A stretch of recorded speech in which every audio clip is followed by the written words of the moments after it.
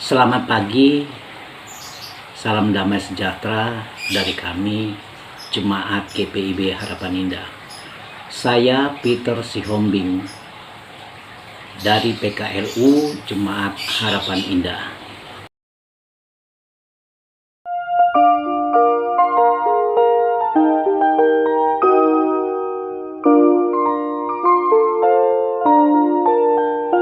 Firman Tuhan sudah kau dengar, laksanakan dalam hidupmu.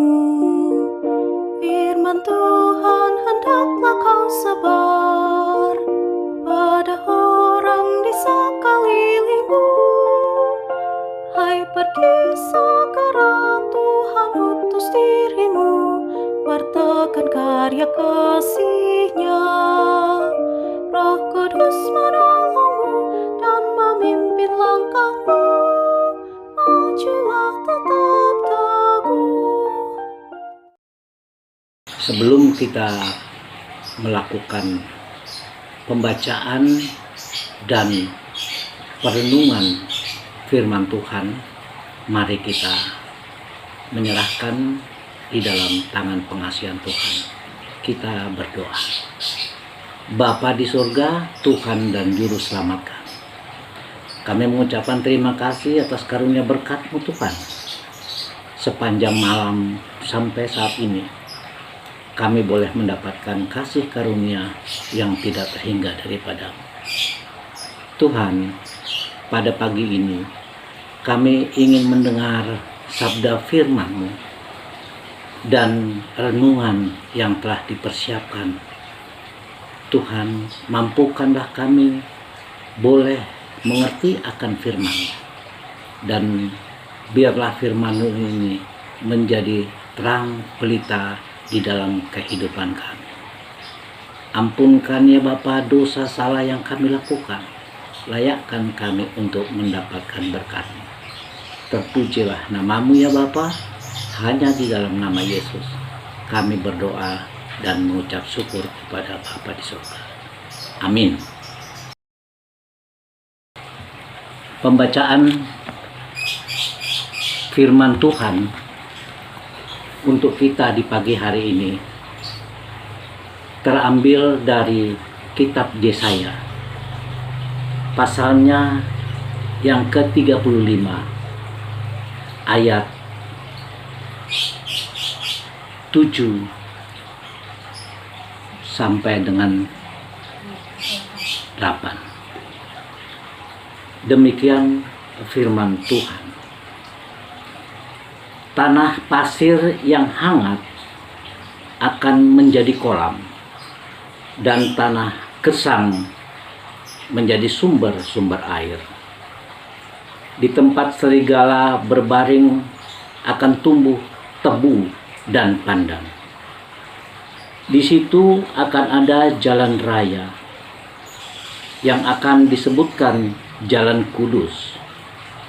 Orang yang tidak tahir tidak akan melintasinya, dan orang-orang pandir tidak akan mengembara di atasnya. Demikian firman Tuhan. Bapak, Ibu, Oma, Opa, renungan dari SBU di pagi hari ini dengan tema disediakan sesuai kebutuhan kita. Subtema terambil dari Yesaya 35 ayatnya 7a yang menyatakan tanah pasir yang hangat akan menjadi kolam, dan tanah gersang menjadi sumber-sumber air. Seorang sahabat yang baru pulang dari Israel menceritakan rasa kagumnya melihat pengembangan teknologi sumber air yang ada. Betapa tidak, dari tanah gurun yang gersang itu, ilmuwan Israel berhasil mengubahnya menjadi tanah perkebunan yang subur. Selain itu, ia juga menyaksikan bahwa persediaan orang Israel akan air selalu tercukupi dan tidak pernah mengalami kekurangan. Ishak Mikhael dari Universitas Tel Aviv yang ditemuinya secara khusus bahkan menyatakan bahwa semua itu adalah bagian dari penggenapan Injil Tuhan yang tertulis dalam Yesaya 35 ayat 7.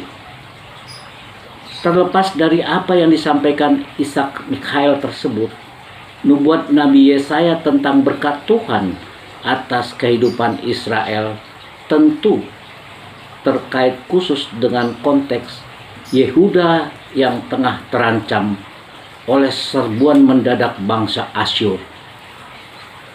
Tuhan menopang kebutuhan hidup mereka dan secara khusus memperhatikan kesuburan tanah serta persediaan air sebagai modalnya.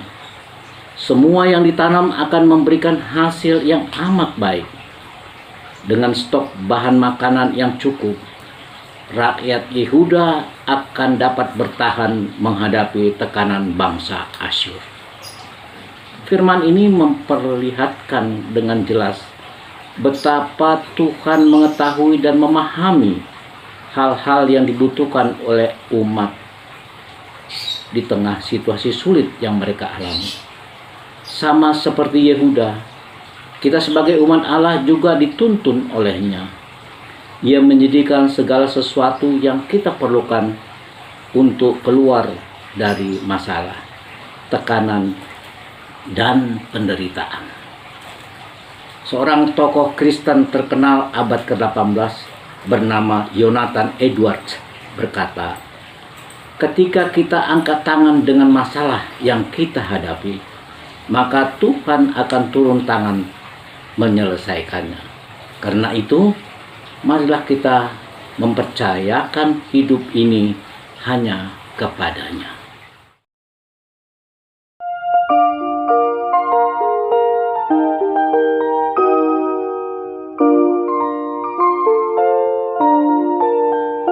Dalam suka dan sengsaramu, ingat selalu pada Tuhanmu. Jangan bimbang dan janganlah gentar, berpegang hanya pada firman-Nya. Hai, pergi segera, Tuhan utus dirimu, wartakan karya kasih-Nya. Roh Kudus menolongmu dan memimpin langkahmu, majulah tetap teguh.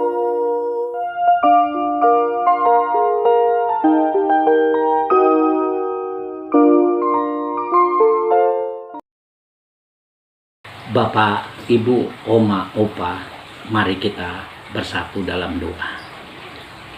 Tuhan yang Maha Kuasa, Tuhan yang kami sembah di dalam nama Yesus Kristus, yang senantiasa memberikan kehidupan yang baik, kehidupan yang baru kepada kami di dalam kehidupan kami.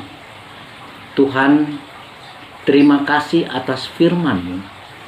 Terima kasih atas uraian yang telah kami dengar. Mampukan ya Bapa, kami senantiasa mengucap syukur atas berkat karunia yang Engkau berikan kepada kami pribadi lepas pribadi. Kami tidak akan bisa berjalan apabila kami tidak menyerahkan total kehidupan kami ke dalam tangan pengasihan. Tuhan, mampukanlah kami agar kami dapat melakukannya, agar kami dapat menerapkannya, dan kami boleh memberikan kepada sesama kami. Bapa, berkat yang tidak mengurangi dari hari ke hari yang kami terima, berkat kesehatan, berkat rezeki, berkat kesenangan, senantiasa kami dapatkan daripada-Mu.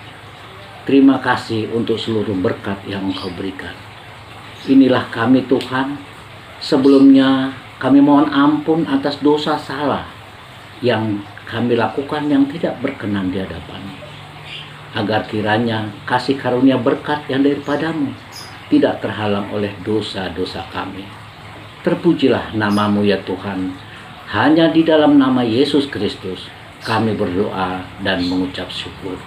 Amin.